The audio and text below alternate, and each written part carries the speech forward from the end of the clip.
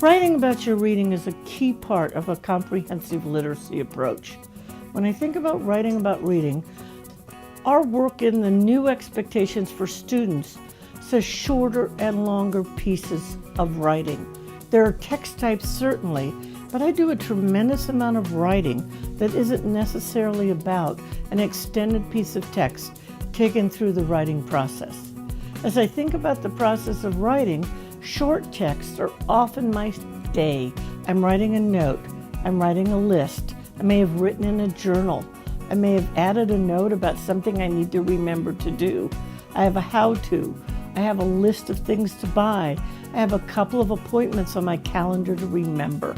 So if I think about all those opportunities for this aspect of writing and the other, I want to start with the idea of interactive writing. It can be called modeled writing, shared writing, or interactive writing, much like the interactive read aloud and the shared reading terms are used in the reading components of a comprehensive literacy program. What's different about this interaction is the children help you compose a message at the whole group level and add to the message some aspect of writing that you want them to focus on. With young children, it might be letter formation, carefully taught and practiced with the whole group. It might be developing a message and how to start a sentence. By the middle grades, you can get much more complex in your sentence structure and help students move in grades 1 and 2 and 3 to book language like writing. We don't write in dialogue very often, but a range of craft lessons during a shared pen with children of all ages makes a lot of sense. I've worked in a middle grade special ed self-contained class where the students wrote very effective short sentences, but they were all short. One of the big ideas to consider is things like sentence combining. Let them get their ideas out there and then ask them, should we change the order of any of the sentences? Should we add to any of the sentences? An easy extension for this kind of writing is to work on longer forms of words. Think about your inflectional endings.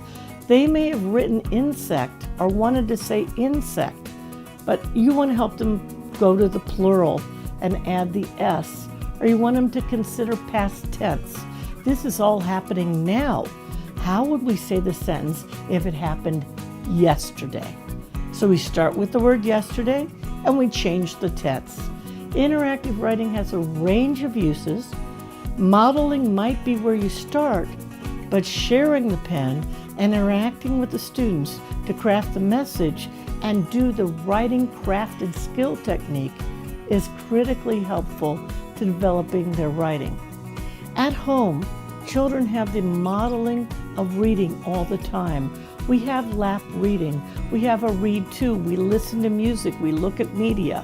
There's much less practicing of writing in the home.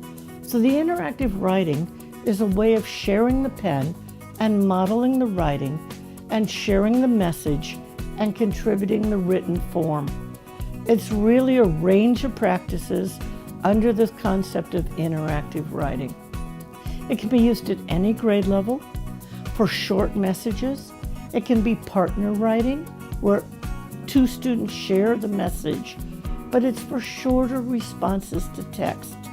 Oftentimes, folks may want to go through a longer piece, but that takes a tremendous amount of time.